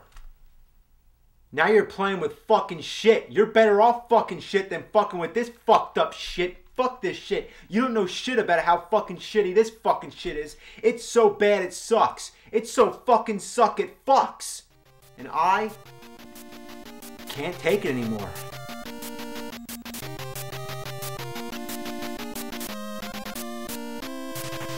Let me take you back to when Capcom's Street Fighter II came out. I never heard of the first one, but hey, this is an awesome game. Can't wait for Street Fighter 3. Then comes Street Fighter II, the Champion Edition. Oh, cool. Street Fighter 3's next, right? Nope, Street Fighter II Turbo. Okay, awesome. Can't wait for Street Fighter 3. Super Street Fighter 2. Cool. Street Fighter 3? Super Street Fighter 2 Turbo. What the fuck? At first I thought all these updates were kind of nice to hold you over, but how many times can you update the same fucking game? It's getting ridiculous. I'm not gonna buy it again. Well, then finally comes Street Fighter Alpha, then Street Fighter Alpha 2, and after that, I honestly lost track. There eventually was a Street Fighter 3, like 9 million versions of it, but there was also Street Fighter Zero, Street Fighter EX, EX2, and EX2 Plus. Not to mention, way back on the NES, there was Street Fighter 2010, and I couldn't tell you where that fits in. And speaking of Capcom, Mega Man's another series where the numbering got confusing. There's Mega Man 1 through 6 on the Nintendo, but then on the Super Nintendo, there's Mega Man X, which at the time I thought it meant Mega Man 10, but then came Mega Man X2 and X3. Strangely enough, there was a Mega Man 7 on Super Nintendo after all. That's right, two different series going on at the same time. Then on the PlayStation consoles, there was Mega Man X4, X5, X6, X7, and X8. There was even a Mega Man 8, a regular Mega Man 8, on PlayStation. Now, only if they made a Mega Man 9, it would come full circle. It doesn't end there either. What's this? Mega Man Battle Network series? Mega Man 64? Did they really make it that far? No, that was just the Nintendo 64's stupid gimmick of putting 64 at the end of every fucking title. Another thing that really grinds my shit is when the Japanese and American releases of games differ. The results can also be pretty confusing. A good example was when Super Mario Bros. 2 in Japan wasn't released in America till later, but what we got in its place was a completely different version, though it was still called Super Mario Bros. 2, and the Japanese one came later as The Lost Levels. The Final Fantasy series is the prime example. Not being a hardcore fan, I'll attempt to explain it to the best of my knowledge. From what I understand, Final Fantasy II, at the time of its Japanese release, wasn't released in the US, neither was Final Fantasy III. But Final Fantasy IV came out here, and because we didn't have 2 or 3, it wouldn't have made sense to call it 4, so what do? They call it 2. Now, Final Fantasy V wasn't released here either, so when 6 came out, that became 3. Final Fantasy III also happens to be one of my all-time favorite games on the Super Nintendo. And I remember that after that, Squaresoft started releasing the next Final Fantasy games on PlayStation. Things changed, and now they weren't fucking with the titles anymore. So when Final Fantasy VII came out, they just called it Final Fantasy VII. And that's where the confusion began. I wondered, what the fuck happened to 4, 5, and 6? But what I really should have been wondering, little did I know, what the fuck happened to 2, 3, and 5? And once I figured that out, I was like, so there were other Final Fantasy games we didn't know about? I was playing 6 all along and not 3? What a bunch of fucking bullfuck. Now let's talk about movies now, because I have a lot to say. One of the things that really brings my piss to a boil is when there's a movie that has a whole bunch of sequels, all conveniently numbered, but then they suddenly decide to stop numbering them. Take Halloween, for example. Halloween, Halloween 2, Halloween 3, Halloween 4, Halloween 5, Halloween The Curse of Michael Myers, Halloween H2O, and Halloween Resurrection. Oh God. If they continue like this, years from now, future generations aren't going to know which order these films came in unless they do a little research first. What I want to know is why was it okay to number the first 5, but not after that? Like they're embarrassed they made so many. Not to mention each one just sucks harder and harder. And if anything, the more fucking sequels there are, the more necessary it would be to just fucking number them. The Star Trek series did the same thing. Right now there's 10 of them. Star Trek 1 through 6 were all numbered. But when they stopped using the original cast from the show and started using the cast from Star Trek The Next Generation, they dropped the numbers from the films and called them Star Trek Generations, Star Trek First Contact, Star Trek Insurrection, and Star Trek Nemesis. Okay, well that's real fine, but where'd the fucking numbers go? If they couldn't call Star Trek Generations Star Trek 7, then why didn't they just call it Star Trek The Next Generation off the show, and then call the next one Star Trek The Next Generation 2, and just start a new line of sequels? But hey, some of the original cast was in Star Trek Generations, so instead, they should have called it Star Trek 7 / The Next Generation Part 1. Actually, never mind, just fuck it. I've always praised the Rocky movies. What a perfect string of sequel titles. Rocky, Rocky 2, Rocky 3, Rocky 4, and Rocky 5. No subtitles, all Roman numbers, consistent, perfect. But they're gonna fuck it all up now by calling the new one Rocky Balboa. Seriously, are you kidding me? Rocky Balboa? Why can't it be Rocky 6? Rocky Balboa sounds like it's the first one, but just adding his last name. And what if they made another one? Would they include his middle initial? And then his date of birth? What a shitload of fuck. What kind of stupid excuse for a title is this? Reveal more of the character's name. It's like making a prequel to Forrest Gump and just calling it Forrest. Now with talk of Rambo 4 coming out, what are they going to do? Call it John Rambo?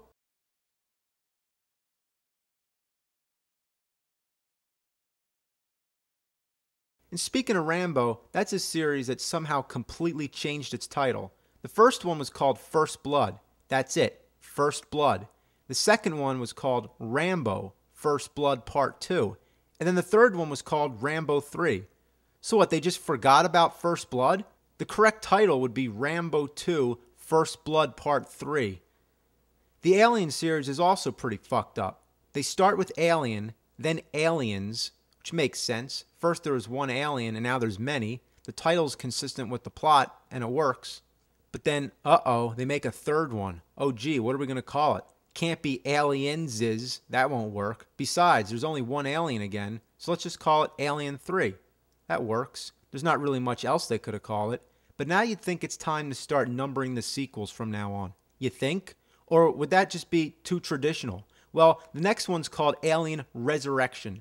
At first I thought it was a fucking joke. Apart from resurrection being one of the most overused words to be found in a sequel, there's no reason not to use the number 4. I mean, you numbered the last movie. Why can't you number this one? So what do you want to do? Do you want to number them or use cliche words? I don't care which, but make up your fucking minds. You don't start numbering sequels and then go back to not numbering them. And there's more than one alien again. So why isn't the title plural like in Aliens? What were they thinking? The title of Bruce Lee's first major film was called The Big Boss. But when they released it in the US, the American distributors, or whoever was responsible, decided to change the title to Fists of Fury. Well, okay, well that's just fine, but the next one happened to be called Fist of Fury. So, we fucked up. What are we going to call it here in the US? We can't call it Fist of Fury because we changed the last one to Fists of Fury. Call it The Chinese Connection. And from now on, just call the movies whatever the fuck they're originally called. Jackie Chan made a movie called Armor of God, and the sequel was called Armor of God 2, Operation Condor. Well, when that came out in the US, there was a little difficulty. Armor of God wasn't out yet, so they decided to release the sequel here first and change the title to just Operation Condor. Well, after that, Armor of God actually did make an American release, and it was called Operation Condor 2, Armor of God, a complete reversal. Now let's talk about the zombie series. If you live in America and you're trying to follow these movies, you'll find Zombie 1 through 6, but there's no Zombie 2. What the fuck? A movie series with a missing sequel? Well, here's the explanation. It started off with George Romero's Dawn of the Dead. Yes, that's right, the sequel to Night of the Living Dead. The European release of Dawn of the Dead was recut and the title was changed to Zombie. Then there was an Italian-made sequel called Zombie 2. Yes, that's right, a sequel to a sequel which spawned another line of sequels. Jeez. Well, when Zombie 2 came out in America, they couldn't call it Zombie 2 because there was no zombie. Calling it Dawn of the Dead 2 would have been wrong because it has nothing to do with Mr. Romero's original version, so they just called it Zombie instead. Yes, Zombie 2 is now Zombie, not to be confused with the Italian version of Dawn of the Dead, which is also called Zombie. So, when Zombie 3 came out in America, they figured, okay, fuck it. It's only going to keep getting more confusing, so just fucking call it Zombie 3 like it is. But there's no Zombie 2. Fuck it, don't change the titles anymore. Now the UK, caught in between this mess, just decided to leave the title of Dawn of the Dead alone and change Zombie 2 to Zombie Flesh Eaters. Then Zombie 3 would be Zombie Flesh Eaters 2, and so on and so on. Speaking of movie series with missing titles, whatever happened to the Naked Gun movies? First off, why is the sequel called Naked Gun 2.5? What's half about it? After all, I assume they incorporated half the script from the third movie into it, and therefore includes half the next movie. I guess that makes sense, except for the fact that I never saw Naked Gun 3, or 4, or 5, or any of them up till Naked Gun 33 1/3. I mean, how the fuck did I miss that many sequels? I couldn't even find them anywhere. They aren't even listed in Leslie Nielsen's filmography, so I guess he wasn't in those. Somebody help me, I can't find them anywhere. Where's the other half of Naked Gun 3 and all the others up to 32? I can't fucking find them. Where are they? I think it's pretty impressive if they're all numbered, and that's gotta be a record for amount of sequels to a comedy. But damn, that one just blows my mind. Well, I gotta calm down now. So that's enough of my gripes. Thanks for listening to my rants, and good fucking night.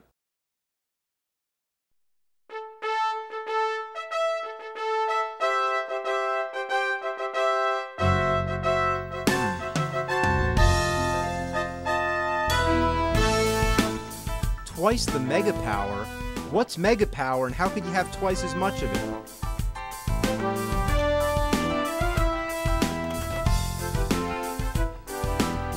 The title screen shows a nice colorful display for 8-bit graphics, though I would have preferred a traditional black and white side-scrolling title like in the movies. But more importantly, listen to the music.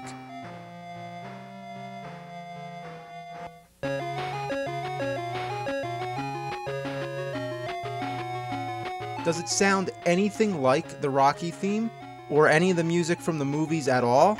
Well, the graphics are great for the time, but I wonder why Rocky's training in shorts. Not to mention why Apollo's shorts. That didn't happen till the third movie. But anyway, this is the training stage, and you just keep tapping the buttons. I really don't know if there's any technique, but you just keep tapping the buttons.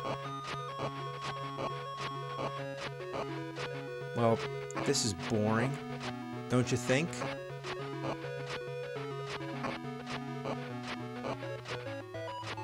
Fuck.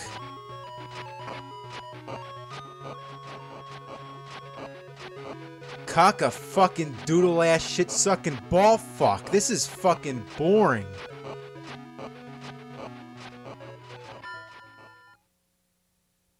Okay, here we go. We're fighting Apollo. Graphics look great. They're in the proper color shorts, the ring, the audience, everything looks good. For 8-bit, of course. But I can't say the same for the gameplay. All you do is tap buttons. There's a few different kinds of punches you can execute, like a hook, a straight punch, or an uppercut. And I have the manual which tells me keeping your distance, hitting up and 2 does a straight punch, down and 2 does a hook, and standing close, the 2 button alone, or up and 2 does an uppercut. Now, I find that none of that works, so I just tap buttons. Primarily the 2 button, the other one blocks. And besides the mere simplicity of it, it's just unpredictable as to when you're going to hit or get hit. The control just sucks shitballs. The worst thing about it is how you move. Unlike traditional control where if you push left, you go left, and if you push right, you go right, Rocky just weaves back and forth on his own. It doesn't make any sense at all.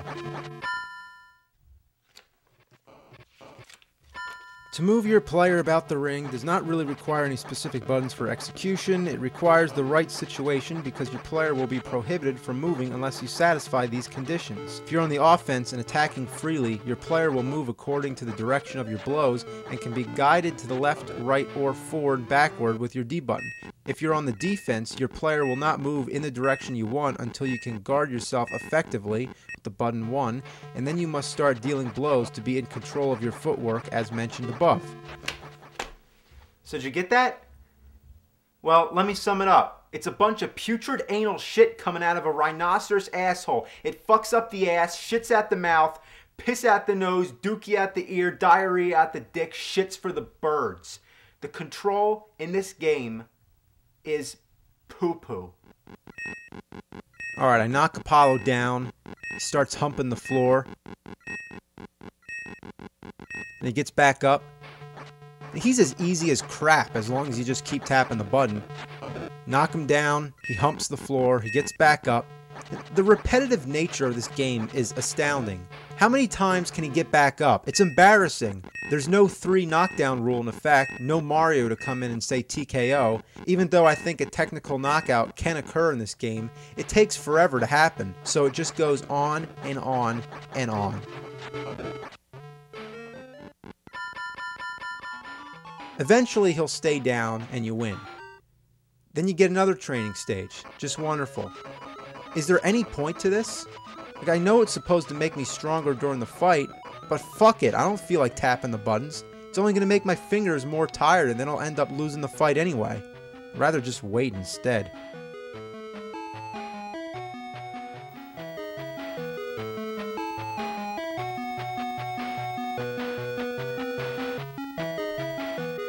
Fuck it. Alright, well there's no rematch with Apollo like in the movie, so you just go straight to Clubber Lang. Wait, what's this? He's kicking my ass, or he's punching my face, whatever. Unlike Apollo, Clubber Lang will just rip your asshole inside out. Fuck. God damn, he's a tough son of a bitch fucker. Get up. Get up, you floor fucking dickhead. Stop humping the floor. How does a game go from being so easy to being so fucking hard? Let's try again. This time, no fucking around.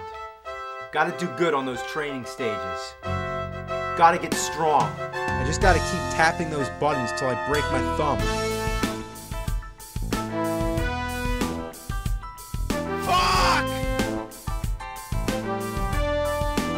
Fuck! Damn! Fuck! Bitch! This game is ass. I'd rather take a bath in elephant feces. I'd rather eat raw eggs.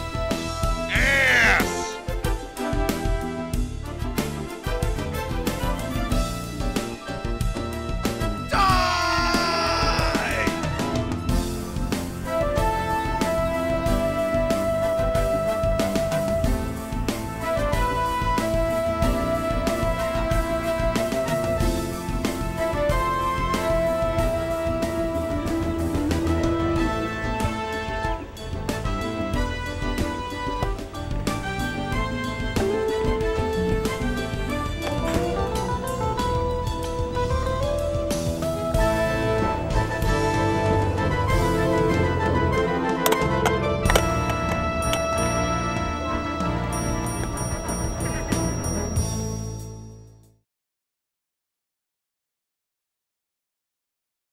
He's playing some games, the worst he recalls. He's gonna find out which one sucked the most balls. The angry video game nerd is here.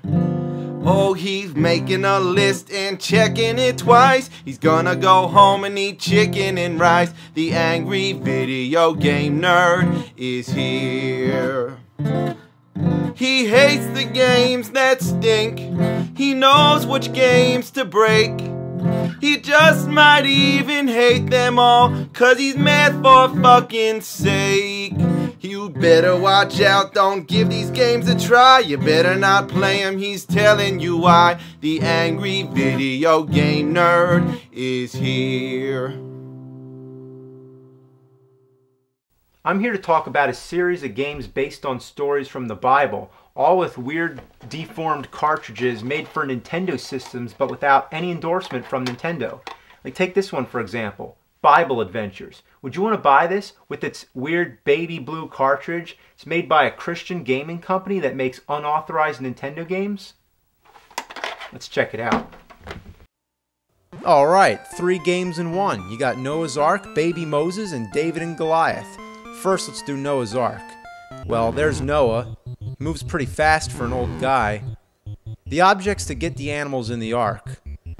Holy shit, you just pick them up? Is that how Noah did it? He did it all by himself by picking the animals up and carrying them into the ark? Well, according to Bible Adventures, that's how it happened. So there's where you drop those fuckers off. You just bring them to the door, you let those bastards run in there. You get a checklist of all the animals you need, so it's pretty simple. Go find some more, bring them back. Fun, huh? I just can't get over that. He's an old man, and not only does he pick the animals up, he lifts them over his head. It doesn't even slow him down. How can such an old man be so strong? Have you ever tried to lift a horse? They're not that easy. What the shit? Let alone a horse and an ox? Or fuck, a horse, a cow, and 2 oxen? What the fucking shit? Noah's so goddamn strong, he puts the Hulk to shame. And the poor creatures, they're so scared shitless, they don't even try to get away. Noah, man, nobody fucks with him. Not even Chuck Norris. The only animals that have the balls to fight back are the pigs. Stop it! Damn pig! I'm only trying to take you in the ark. There's gonna be a flood. What, do you want to die? Alright, that's it. You're gonna get it. So, what do? You grab that, whatever it is, and you knock that motherfucker out. Take that, bitch! Now I gotcha. You're going in the ark, you fucknut.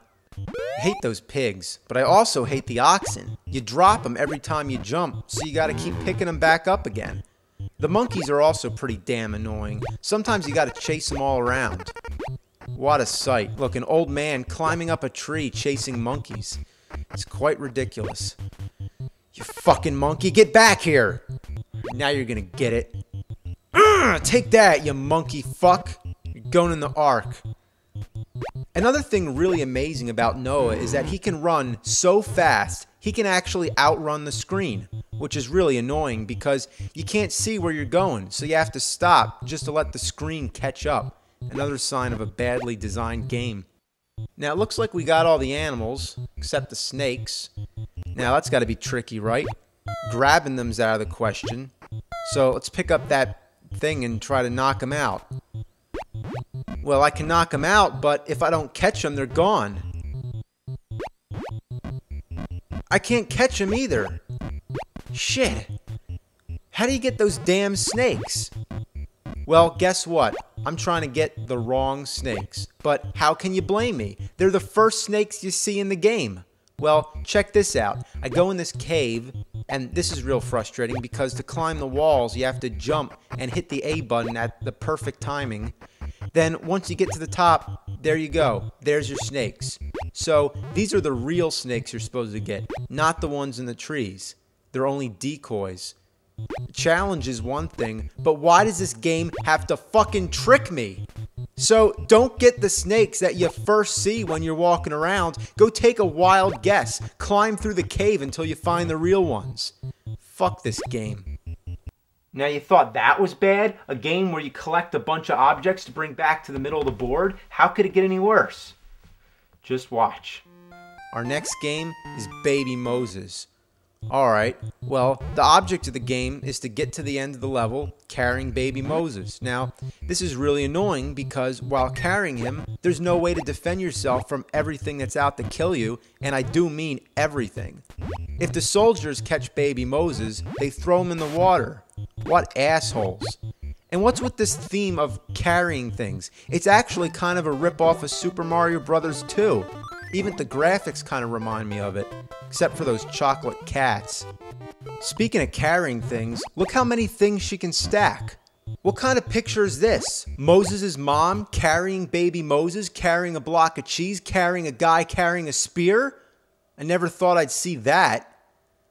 Beware the black spaces. If you jump through them, you fall in the water and die. Whoa!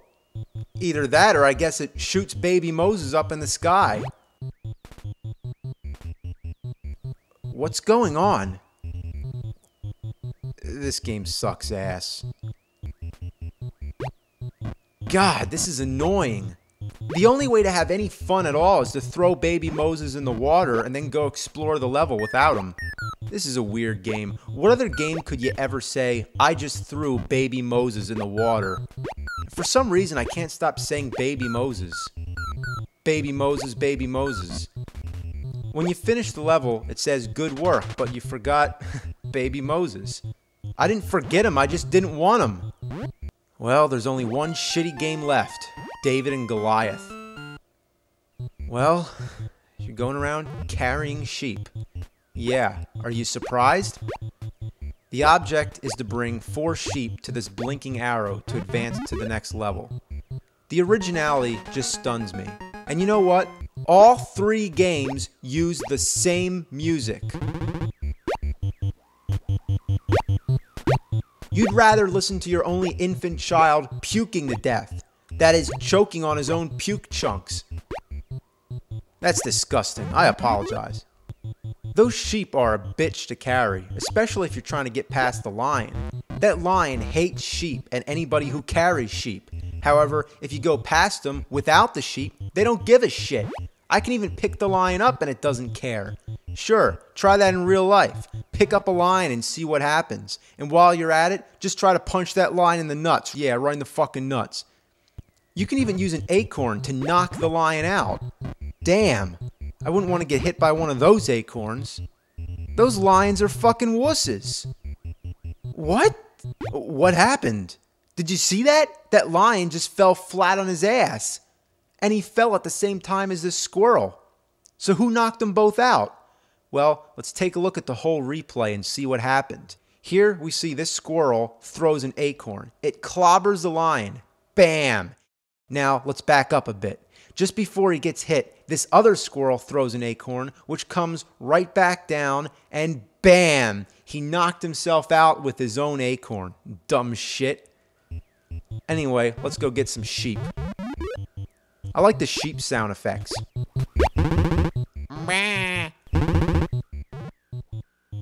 Come on, you damn sheep. I'm not gonna hurt you. Sheepy, sheepy. Sheepy, sheepy, sheepy. Fuck this. I feel like a stupid asshole going after all these sheep for no reason. The most fun I have in this game is watching that weird squirrel. I'm telling you, that squirrel does some weird shit. 1 minute it's sleeping, then it's running up and over the tree, and oh my god, look at that! It's a flying squirrel! Or it's like climbing the sky. Where'd it go? Oh, there it is! Wow, they were on drugs when they made this game.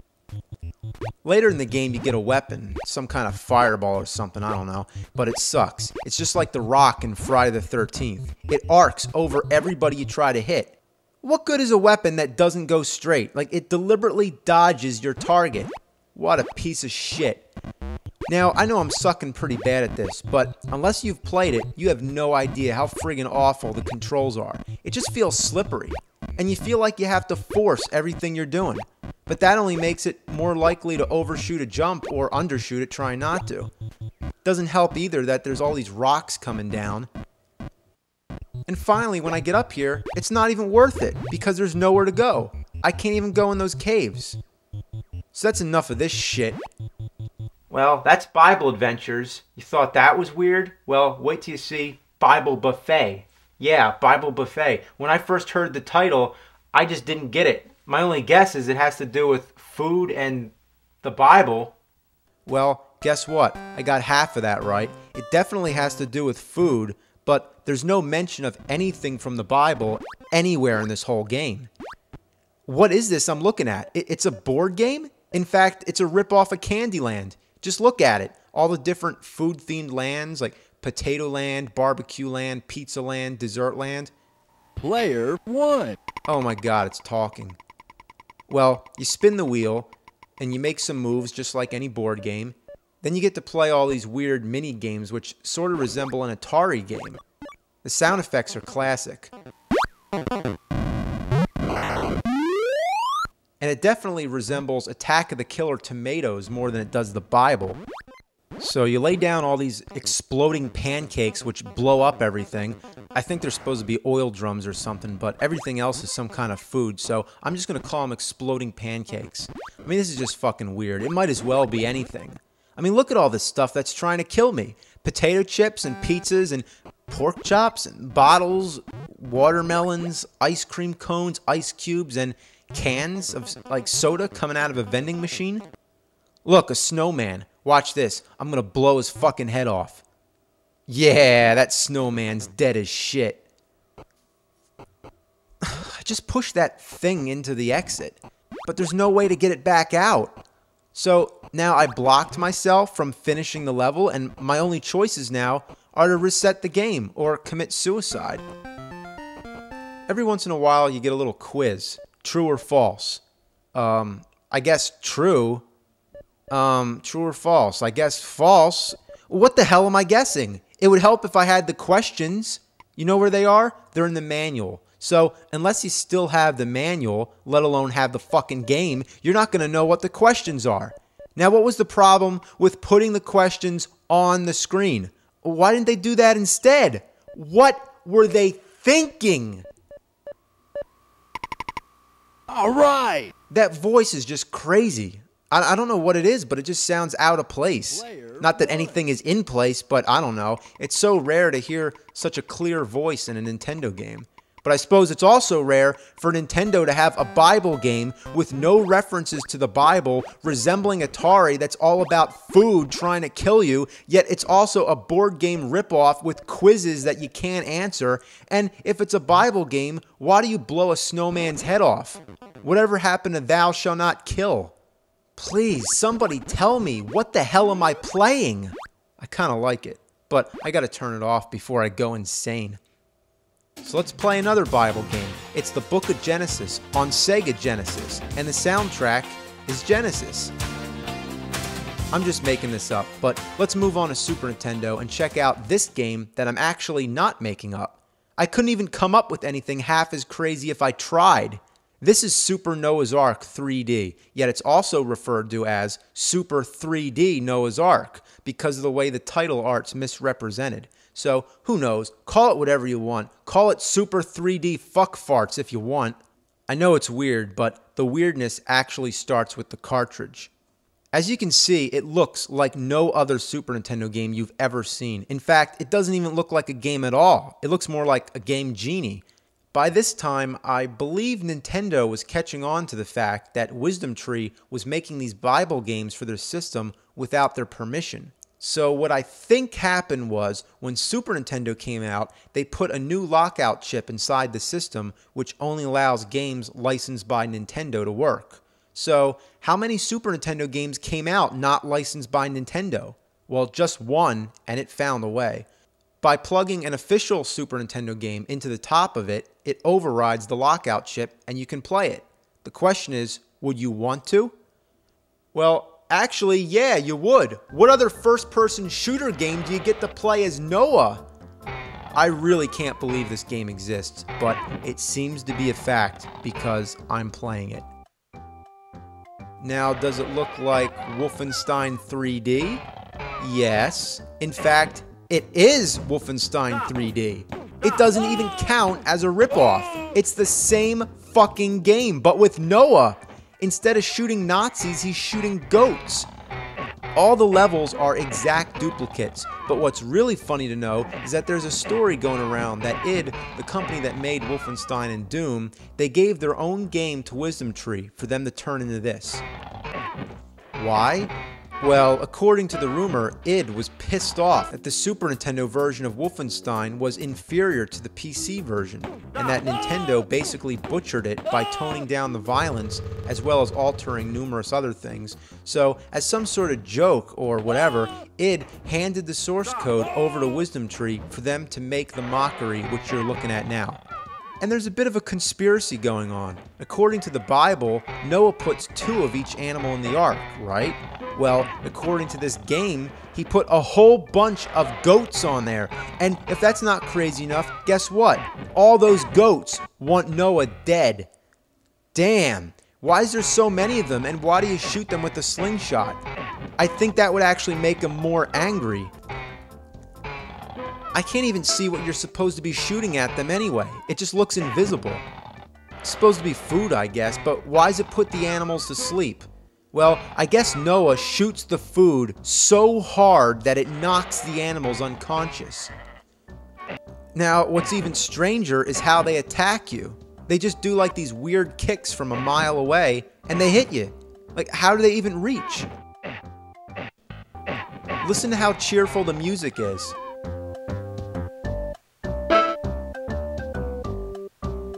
Wow, that's great. It's just what you need is some really upbeat music to go along with Noah getting murdered by a bunch of fucking goats.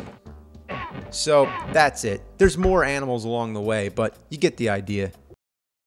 So, as we've seen, every one of these Bible games rips off something. So just to show you another example, let's take a look at spiritual warfare on the Nintendo.